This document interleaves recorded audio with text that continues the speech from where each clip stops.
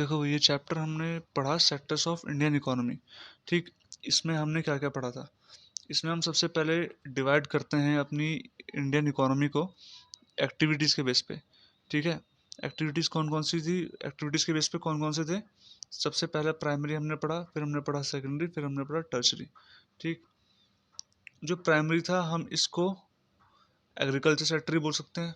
ठीक है, इसमें हमने प्राइमरी क्यों बोला इसको, क्योंकि हम इसमें प्राइमरी एक्टिविटीज़ की बात करते हैं, वो एक्टिविटीज़ इससे वो प्रोडक्शन होता है, इससे वो हम प्रोड्यूस करते हैं जो हमें डायरेक्टली नेचर से ऑब्टेन होता है। जैसे मैंने इसके एग्जांपल दिए थे एग्रीकल्चर, इसमें माइनिंग हमने पढ़ा था। ठीक, फिर हमने पढ़ा था सेकेंडरी सेक्टर। सेकेंडरी सेक्टर को हम इंडस्ट्रियल सेक्टर भी कहते हैं। क्यों कहते हैं, क्योंकि यहाँ पर जो प्राइमरी सेक्टर से जो भी चीज़ आई है वो आगे यहाँ प्रोसेस होती है और आगे जाके फिनिश्ड गुड में कन्वर्ट होती है। ठीक, जैसे मैंने एग्जांपल लिया था वीट का, एक कॉटन का एग्जांपल लिया था। मान लो कॉटन है, हमने खेत में उगाई तो प्राइमरी एक्टिविटी में आ गई। फिर हमने इसे यहाँ ले गए फैक्ट्रीज में तो शर्ट बन गई, तो इंडस्ट्रियल सेकेंडरी सेक्टर में आ गई।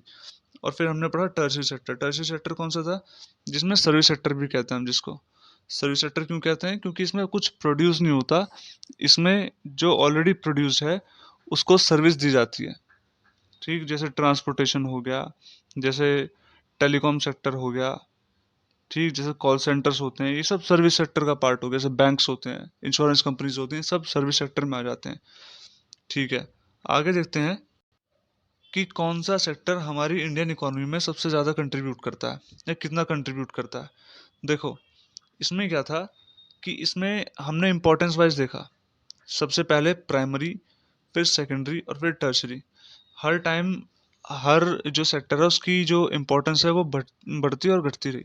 देखो, प्राइमरी सेक्टर, जब मैंने तुम्हें बताया था कि जब भारत आज़ाद हुआ था तो उस टाइम ज़्यादा इंडस्ट्रीज हमारे पास थी नहीं, हमारे पास सिर्फ एग्रीकल्चर था। तो उस टाइम इसकी इंपॉर्टेंस बहुत ज़्यादा थी एग्रीकल्चर की।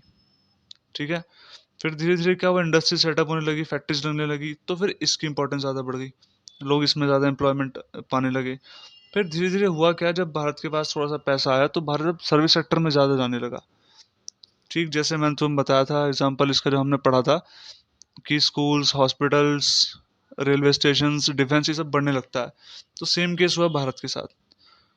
ठीक है, तो पहले इंपॉर्टेंस किसकी थी, प्राइमरी की, फिर सेकेंडरी की हुई और फिर बाद में टर्शरी की होने लगी हमारे जीडीपी में। अब जीडीपी क्या होता है, अब ये जो हमने पढ़ा कि इंपॉर्टेंस बढ़ी, किस बेस पे पड़ी, जो इसकी वैल्यू थी उसके बेस पे। अब ये वैल्यू कैसे निकाली जाती है, वैल्यू मैंने तुम्हें बताया था कि हम एक एक जो भी चीज़ प्रोड्यूस हुई है इकोनॉमी में उसकी वैल्यू नहीं निकालते हैं, सॉरी, उसका नंबर नहीं लेते हैं, उसकी वैल्यू लेते हैं। जैसे मैंने एग्जांपल लिया था इसमें कि 100 शर्ट बनाई है। ठीक है, तो हम ये लेंगे कि इंडस्ट्रियल सेक्टर से जो 100 शर्ट हैं उनका कंट्रीब्यूशन हुआ है। हम ये देखेंगे कि 100 शर्ट की कीमत कितनी है। तो जिनकी कीमत होगी मान लो 1000 रुपये है, तो हम इन 1000 रुपयों को यहाँ पर इंक्लूड करेंगे अपनी जीडीपी में। और जीडीपी हमने पढ़ा था, जीडीपी क्या होती है, जीडीपी वो होती है कि वैल्यू ऑफ फिनिश्ड गुड्स, जो फाइनल गुड्स हो रहे हैं उनकी जो वैल्यू होती है उसको हम जीडीपी कहते हैं। ठीक, अब हम नेक्स्ट देखते हैं। नेक्स्ट हमने ये पढ़ा था कि भाई क्या रीजंस हैं जिनकी वजह से जो टर्शरी सेक्टर है वो ग्रो कर रहा है। तो उसके 4 रीजंस पढ़े थे हमने। सबसे पहला हमने पढ़ा था कि जो बेसिक सर्विसेज हैं, ठीक है, जैसे school, college, administration, municipality, road, ये सब बनेंगे ही बनेंगे कंट्री में, ये हमेशा इंक्रीज होंगे ही होंगे।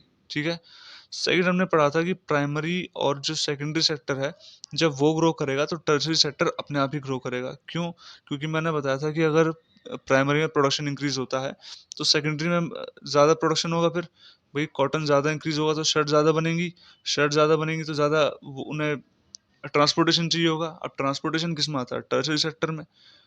ठीक है ना, तो इस तरीके से सब इंटरकनेक्टेड है। तो टर्शरी सेक्टर इसलिए भी ग्रो कर रहा है। नेक्स्ट हमने पढ़ा था कि कैसे जब इनकम लेवल राइज करता है, जब पैसे ज़्यादा आते हैं तो लोग खर्च करना ज़्यादा स्टार्ट कर देते हैं। इसमें हमने देखा था, जब एग्जांपल लिया था मैंने तुम्हें कि घर में 100 रुपये आ रहे हैं तो तुम बेसिक नीड पूरी कर पा रहे हो, लेकिन जब 200 रुपये आने लगे तो तुम लग्जरी भी लेने लगे, जैसे महंगा मोबाइल ले लिया, टूरिज्म ले लिया। तो ये सब किसके पार्ट हैं, ये सब टर्शरी के पार्ट हैं, सर्विस सेक्टर है। फिर हमने लास्ट इसका रीज़न पढ़ा था कि जैसे कुछ नई नई सर्विसेज ऐड हुई, जैसे मैंने तुम्हें बताया था कि इंटरनेट आया।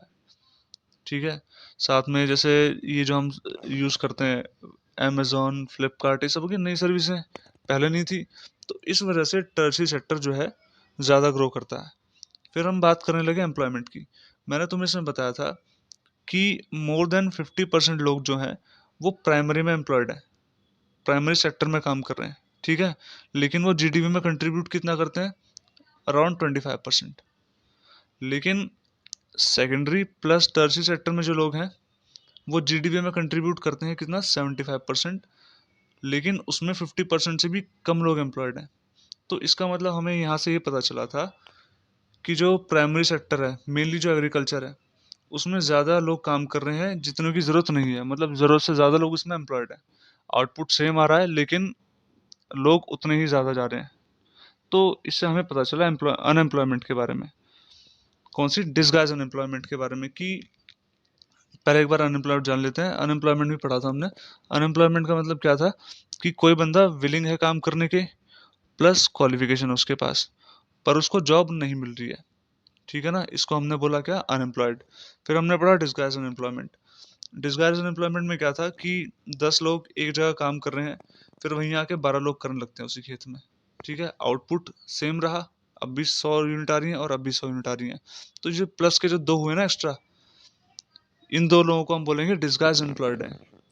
ये दिख नहीं रहे हैं बट ये अनएम्प्लॉयड है, क्योंकि आउटपुट इंक्रीज नहीं हुआ। मेन बात होती है आउटपुट इंक्रीज होने की। अगर आउटपुट इंक्रीज नहीं हो रहा है तो डिसगाइज अनएम्प्लॉयमेंट है, ठीक है। फिर हमने नेक्स्ट अनएम्प्लॉयमेंट के बारे में पढ़ा जिसका नाम था सीजनल अनएम्प्लॉयमेंट। सीजनल जो अनएम्प्लॉयमेंट थी, हमने उसमें जो देखा था कि भाई ये इनको ना रेगुलर काम नहीं मिलता है।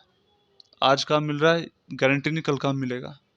जैसे मैंने तुम बताया था, पुताई वाले होते हैं, पेंटर जो होते हैं, ये एग्रीकल्चर भी इसमें आता है, क्योंकि एक टाइम तुमने उगा दी फसल, उसके बाद सब तुम खाली बैठे रहते हो। तो ये हो गया। फिर जब हमने अनएम्प्लॉयमेंट की बात की, फिर उसके बाद हम बात कर रहे थे कि एम्प्लॉयमेंट कैसे जनरेट की जाए। फिर उसके बारे में मैंने तुम्हें बताया था कि जैसे मान लो एक खेत है, इसकी प्रोडक्शन जो है वो 100 यूनिट हो रही है, लेकिन अगर सरकार इसमें कैनल की फैसिलिटी दे, इसको इरिगेशन अच्छे से प्रोवाइड कराए, बिजली मिले, सस्ते सीड्स मिले, फर्टिलाइज़र मिले, तो होगा क्या कि इसकी जो आउटपुट है वो 150 हो जाएगा, इंक्रीज हो जाएगा आउटपुट। इससे होगा क्या कि ट्रांसपोर्टेशन में बढ़ोतरी होगी, टर्शियरी सेक्टर इंक्रीज करेगा। जहाँ से फर्टिलाइजर खरीदा था वहाँ डिमांड बढ़ेगी, जहाँ सीड खरीदे थे वहाँ से डिमांड बढ़ेगी, वहाँ एम्प्लॉयमेंट होगा। जिस कंपनी से पंप खरीदेंगे वहाँ एम्प्लॉयमेंट जनरेट होगी। तो इस तरीके से सिर्फ एक जगह से काफ़ी सारी जगह पर एम्प्लॉयमेंट जनरेट होने लगती है। फिर हम नेक्स्ट पढ़ रहे थे कि भाई एम्प्लॉयमेंट जनरेट कर ली हमने, अब हम एम्प्लॉयमेंट के बेस पे इकोनॉमी को बांटते हैं। तो हमने दो सेक्टर्स में बांटा। कौन सा? ऑर्गेनाइज्ड और अनऑर्गेनाइज्ड। अच्छा, पिछले वाले में एक चीज़ रहेगी, मनरेगा, एमजी नरेगा जो पढ़ा था हमने, Mahatma Gandhi national rural employment guarantee act 2005 में आया था, ठीक है। 100 दिन का अनस्किल्ड वर्क, ठीक है ना। ये तीन चार चीज़ें बस, यही इंपॉर्टेंट है इसमें और कुछ नहीं है। अनस्किल्ड वर्क 100 दिन का 2005 में आया था और Mahatma Gandhi national rural employment guarantee act है, ठीक। तो हमने एम्प्लॉयमेंट के बेस पे इकोनॉमी को दो हिस्सों में बांटा, ऑर्गेनाइज्ड और अनऑर्गेनाइज्ड। ऑर्गेनाइज्ड में क्या था कि भाई मिनिमम वेज एक्ट फॉलो होता है, तुम्हें पेड लीव्स मिलती हैं, ठीक है। और साथ में क्या क्या होता है?